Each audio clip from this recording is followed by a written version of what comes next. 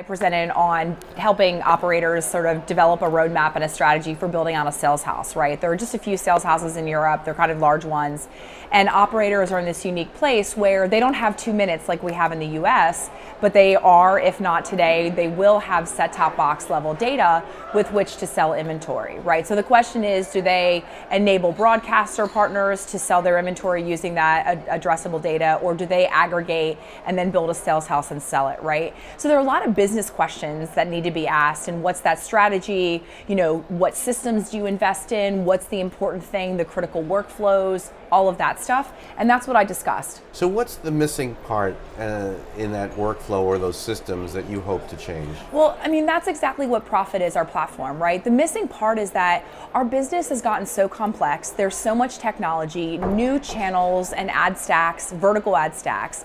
There's nothing tying it all together to help someone run their business, right? To look at their revenue across all of their platforms for video, TV being video, right? Just all video, to look at their revenue, to look at their inventory, to look at their audience and say, how do I maximize my top line revenue, and how do I do it ever increasingly more profitably, right?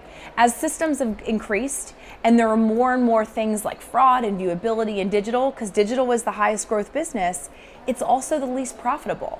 So it's not just about more revenue, it's about more profitable revenue, and that's really what Profit, our platform, Prophet, is tackling with fervor. Cool. We've had a lot of conversations about census level data, panel data. I was wondering if you could sort of share your thoughts about sort of that mix, what particularly the sell side is looking for in terms of data and how that might be changing or should change. So I think first of all, one of the opportunities is on the sell side with media companies. There's a lot of value and insight intelligence around audience that is untapped within the enterprise of a seller, right? The content management system, the video players, things like that. I think there's a lot of unlocked value that we can tap into if we tied it all together, right? In regards to census versus panel, and it's ultimately a question of currencies and how you productize, merchandise, and package.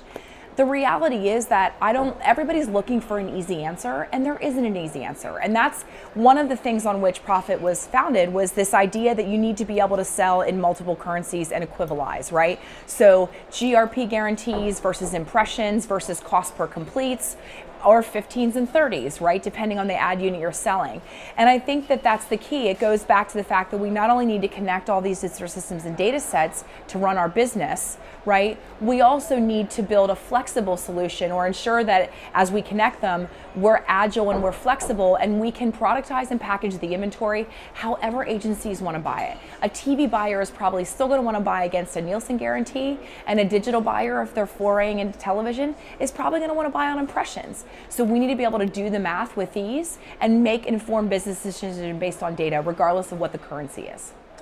And Ashley, fast forward 2 weeks from the Beat Retreat Miami to here in London, this incredible group, many of our friends and colleagues, big conference on advanced TV. I know this is like a completely simplistic question, but what is your take on the state of advanced TV? Sort of some exciting things here. We heard there's been the NVIDIA sale. There's been a lot of stuff going on. For those guys, yeah. What's exciting for you? What do you think is sort of happening that we're tapped into here in London? Well, first of all, I'm so happy for the NVIDIA team, because they have been committed to our industry and its success, and they've been in the boat rowing for a long time, and it makes my heart smile, and as a founder, it encourages me. So that's an awesome sign that we are moving forward.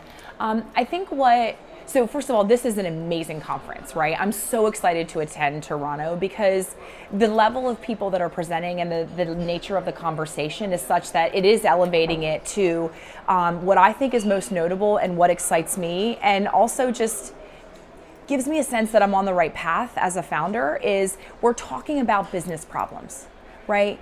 We do talk about media and we talk about measurement currency, but it's not mired in, the language of advertising and the 3-letter acronym lexicon.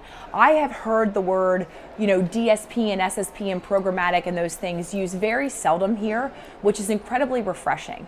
The other thing that I think is also really notable is that, when you talk about the ecosystem and value chain and the business challenges of operators versus broadcasters, et cetera, in the US, I think they're much more similar because everybody has airtime, right? And I think what's here, I remind myself, which we always say it to Mexico, is Europe's not a country. And oh, by the way, the UK isn't Europe because the UK is so much further ahead with standardization. I think the work that the UK has done could be a blueprint for other markets around the world. But if you look at the rest of Europe and their data and privacy, sort of control issues, how conservative they are, if you look at the fact that operators don't have 2 minutes and they're very conservative about using data to productize and build businesses, that's a much more nascent stage of the market, which also means there's an opportunity for them to learn from our mistakes in the US, or our challenges rather, turn them into opportunities and accelerate and move faster. So I've learned so much, and I'm incredibly excited walking away, and I can't wait to go to Toronto, and I can't wait for the next Beat Retreat.